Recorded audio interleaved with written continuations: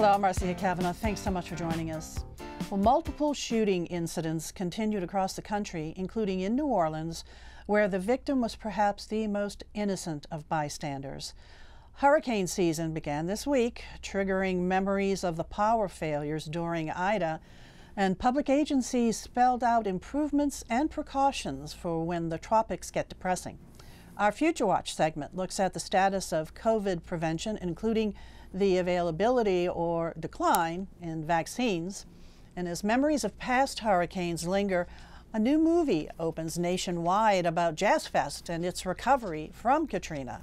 On stage for us are tonight's Informed Sources, Meryl LaBorde, producer of Informed Sources, CHARISSE GIBSON, news anchor and reporter, WWL-TV Channel 4, Don Ostrom, Channel 12's Future Watch reporter, and Jeff Adelson, reporter, the Times-Picayune, the New Orleans Advocate. And we stay with Jeff.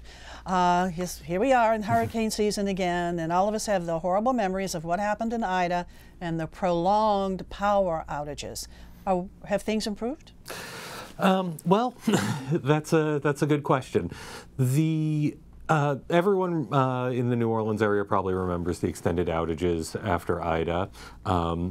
Much of the New Orleans area was left without power for a week, 10 days, in some cases far, far longer if they were in some of the harder hit areas.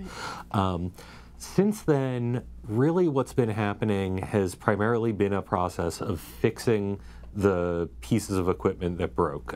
Everyone remembers the massive transmission tower at Avondale that collapsed during the storm right along the banks of the Mississippi River. That's currently in the process of being rebuilt. Entergy has replaced poles and equipment on transmission lines that broke during Ida. But what hasn't happened is any kind of wide-ranging effort to upgrade the grid and make it more resilient than it really was before Ida. And that's fairly standard for how power companies operate after a storm, but it's drawn some criticism from advocates, from members of the City Council, from members of the PSC, all of whom are calling for more of an expansive and aggressive plan to improve the system so that we aren't vulnerable should another hurricane come through. Now, these kind of improvements cannot be made overnight. I mean, we understand that. It takes a lot of work. And Ida was such a devastating storm, and, considering how bad it was, we got power back, not soon enough for most of us, but still, really, they propped it back up pretty quickly. So is there a plan? Does Entergy have any sort of plan to make these more expansive improvements, like to the power grid, instead of just repairing what was immediately broken during Ida? We're going to find out more about that next month. Both, again, the City Council and the Public Service Commission, which regulates Entergy outside of New Orleans, have requested that the company come with basically a menu of options. And it would be, this upgrade will cost you this much and it'll make the system this much better. That upgrade will be this much and make the system this much better.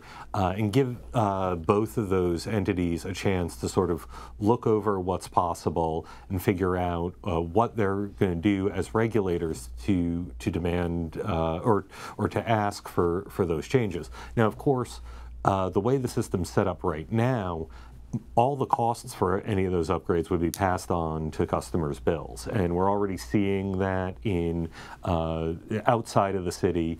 Entergy is beginning to pass on costs from Ida and Laura and Zeta and the other storms that we've seen over the last 2 years. And that's going to be about a little more than $20 a month for the average customer outside of New Orleans, for about $5 billion worth of repairs that they made after those storms. In New Orleans, there's about $150 million of repairs that need to be paid for, and Entergy has already indicated that they're going to be asking for a rate increase from the City Council to pay for that. And then anything that they would do to improve the system beyond those repairs would also be passed on in the same way. Although there has been indications from members of the Public Service Commission and from the City Council that they're not really happy with that structure of passing on costs to customers, especially in light of revelations last year that the CEO of Entergy got a $1 million pay increase, that there were dividends paid to investors, despite all of the damage that Entergy has to pay for. So there is some indication that regulators might try to come up with a way to make Entergy itself pay for some of these repairs, but it's not entirely clear whether those efforts are going to succeed. Now, another reason for the Entergy sites for the rate increase is Entergy Louisiana is saying that their customers are going to get, like, on average, maybe about $25, you know, a month. It's higher natural gas prices too. Yeah, I mean, and everyone's seeing all of the increases in fuel costs, both at the pump and natural gas and all that, and you know, we certainly know what's going on around the world, and with the war in Ukraine, and prices are certainly going up in those areas as well. So here in our area, back to our area, we heard so much about those 8 transmission lines.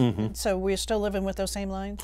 Well, at the moment we're living with 7. Once the tower is completed in Avondale, we'll be back to 8, and we're still going to be reliant on those. And again, it's important to keep in mind that while the specific pieces of equipment along those lines that failed, like the tower, like various pieces of equipment that went offline on the other lines during Ida, while those have been repaired, there's still other parts of the system that haven't been upgraded to the most recent standards. And so the tower in Avondale that's going up is going to be rated for 175 mile per hour winds, but not every tower in the system is going to be rated for that. So if we get hit with another hurricane, there's a decent possibility that some of that equipment could fail.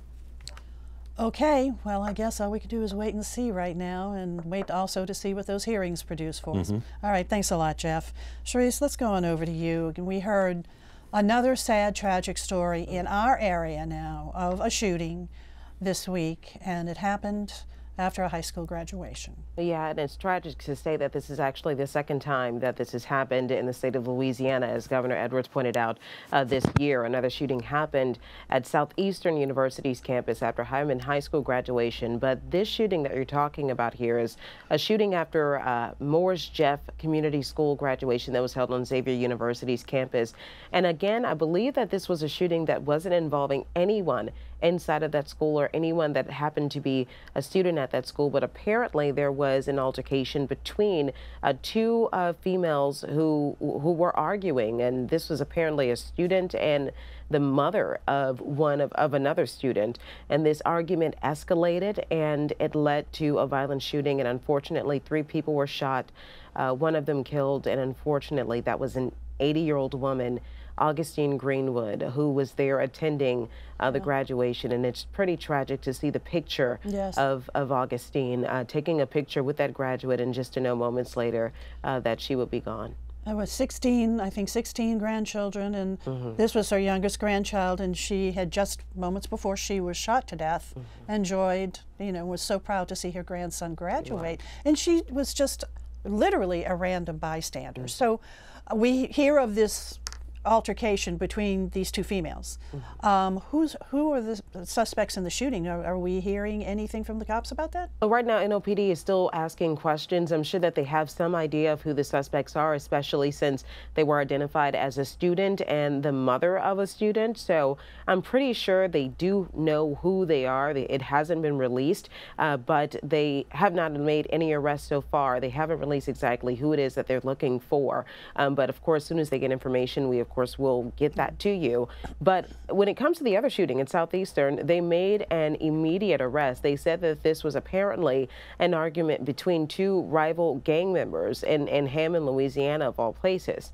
But this argument spilled over into the graduation where, again, more innocent people were hurt. And that's typically what happens in these shootings. Unfortunately, these public altercations tend to happen and gunfire spreads out and they shoot everyone except the person that's involved. Yes, just innocent bystanders, and we saw that, what, about 3 or 4 weeks ago? Right. Involving a bar in Magazine Street where several people were shot. Right, right. So these, the 2 incidents you just talked about were high school graduations, each of which had happened on a university campus, 2 different universities. Right. Are university administrators having anything to say about this? Are they a bit concerned? Well, I think they are concerned. I think a lot of people have something to say about it. You have to think about this. You bring these high school graduations onto your campus with no intention of thinking you have to. Obviously, there is security, by the way, and there is NOPD that is available as required for these graduations. But you don't think that you go into a high school graduation, a college graduation even, expecting to have to duck or run from gunfire. So there are questions about security protocols that might have to be taken place when it comes to holding graduations. I think that it's pretty difficult to stop a graduation from happening at a university because most of the schools here don't have their own, well, majority of the schools here rather don't have their own high school football fields so that they can host graduations at their own schools. But I think security protocols are being put into place and people are starting to question more. For instance, in Southeastern, there was a graduation that happened immediately after the Hammond High School graduation, and the security that was available from Hammond Police was stepped up by leaps and bounds. You know, here at the Xavier campus, maybe what, 2 weeks or so ago, not a shooting incident, but there was another incident there during a high school graduation. Yes, this was the G.W. Carver graduation, and I know that everyone has seen the viral video that has gone out of people sort of in a melee, throwing chairs at each other. There was a lot of just unfortunate behavior. For some reason, graduations, and this is a time when everyone comes together, so if people wonder why does this happen at a high school graduation, everyone is together in one place. And unfortunately, when you have people together in one place, they feel like it's the opportunity to release whatever anger or to approach someone that you may have had issues with at that graduation, when of course, obviously, it's not the place to do this. No. But unfortunately, that video has soured so many graduations. So for Morris Jeff Community School, for G.W. Carver students, for students at Hammond High, the memories of their graduation is violence and chaos. You know, Reese, I think one of the big surprises of this was that it was 2 women. I mean, it's not women that you expect to be doing this. Are women or girls being drawn more into violent situations, if for no other reason than self-defense, that they're carrying guns? Well, we're starting to see that more. For instance, the unfortunate murder of Linda Frickey that happened in Mid-City, those were, while there was one man that was there, there were 3 girls that were also there, 3 teenage girls. We're starting to see an uptick in young girls carrying guns and being involved in violent situations. Even young girls are participating in carjackings. And this is something that has been out of the ordinary, but we're starting to see it more frequently. Now, why that is, I don't exactly know. You can question a number of things. Some people are saying that it has to do with not having anything available for the youth. Some people say it has to do with them skipping school, not being involved with enough with school. I think that there are so many things that we can say contribute to this, but we are seeing a change in the dynamic, and we're also seeing a change in those who are committing the crimes. They're skewing younger and younger. Most of the people that we report on being arrested have between the ages of 13 and 17 years old. We've certainly had an issue with juvenile crime. All right, Charisse, thanks so much. And I know, E, you wanted to make a comment about Morris Jeff, the man. Yeah, well, I got to say, I knew Morris Jeff. I actually, most of his career was at Nord with the Recreation Department, and there were a few summers I worked under him. He was really in charge of the programs dealing with black-related programs, and so I was a coordinator. He always had, and he still did, this gentle-looking face, as you can see right there, and that photo reminds me of it. But he started working with Nord in 1947, and this was when the program was new. City government and city programs back then were all white-based, but after the, with some programs as exception, but after the Civil Rights Bill in '64, things began to change, and certainly Nord's efforts, and Nord really expanded in the programs that it offered. And Morris Jeff was in charge of that. He was pretty much of a one-man show, but developing the playgrounds and the community centers, and especially the swimming pools. There was something like 15 swimming pools around the city that were under his domain and that he had to coordinate. It was a big job. I mean, it was a big job, and he was pretty much a one-man department, and he had to do a lot of it out of his car.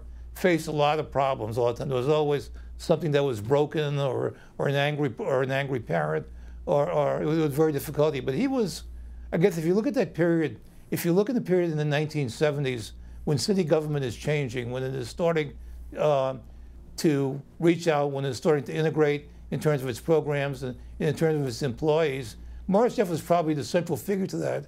He was really the leading figure, and he tried to keep calm as much as he could. He was also very active in Zulu, and maybe his time in Zulu helped him with his other job, because during the time he was at Zulu, there was a big disagreement with the Zulu organization in the 1960s about whether or not the organization should be more Afro-centered or less so. So he became involved with that and was actually a Zulu, but I think they kind of, a Zulu king, but it gave him a place in the community. I think some people that he could draw from for help. Well, he certainly was respected in the community, and as you pointed out, he had such a kind, gentle face. And I've noticed, you know, his full name was Morris FX Jeff. The FX stood for Francis Xavier, and he went to school at Xavier. And so the Xavier name was part of his life, and I'm sure he'd be totally upset with what happened this week, because sure so. He was a real champion of the Xavier name. All righty, E, thanks a lot. Jeff, we're going to go back on over to you. Let's touch on hurricanes a little bit more. We talked about, about energy and what's the situation now with our power grid, et cetera, and infrastructure.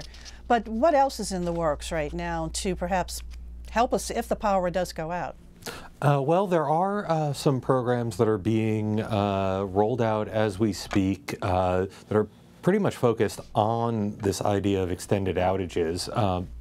And they can be broken into basically two categories. On the nonprofit side, you have an organization called Together New Orleans, which is a advocacy nonprofit that is really, Together Louisiana, which has Together New Orleans as a one of its chapters. It's an advocacy organization that's based around clergy and houses of worship, and they put together a program called the Community Lighthouses, and their goal is to roll out solar-powered community centers that probably would be at houses of worship or other public facilities.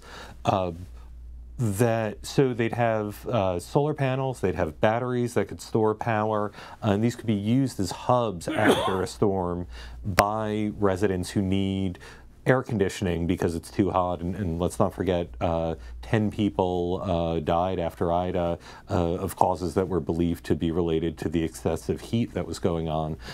They'd also be places people could charge their phones or just, get any other kind of electrical need they have met. So that's the first one of those is just being put together in Laplace right now, but they've got plans for about a $40 million pilot program that would be throughout the area, including a number of sites in New Orleans. There's also talk from the city side about doing their own, doing more cooling shelters, which they did after Ida. You also may remember there were RTA buses that were going through neighborhoods to provide a way for people to get into some sort of air conditioning, right? And there's also much more talk now from the city about the possibility of a post-storm evacuation. And we're used to thinking about evacuating before a storm comes so that people aren't here during the worst of it. But the city is now talking much more openly and frequently about the possibility that people who stay in the city through a storm could be evacuated afterward because there won't be electricity or other city services or things like gasoline or food in the city. And certainly that's something that we discovered with Ida. I mean, people made their own post-storm evacuation plans and did it. We saw a lot of people leave there. Okay, thanks a lot, Jeff. Don, let's go on over to you. COVID and the latest on COVID and availability of vaccines. Well, it's going back up again. Unfortunately, we are now in the middle of a 63-day upward trajectory on the graphs, the statewide graphs, in terms of positivity reported. So for 63 days, we're increasing and increasing and increasing and increasing.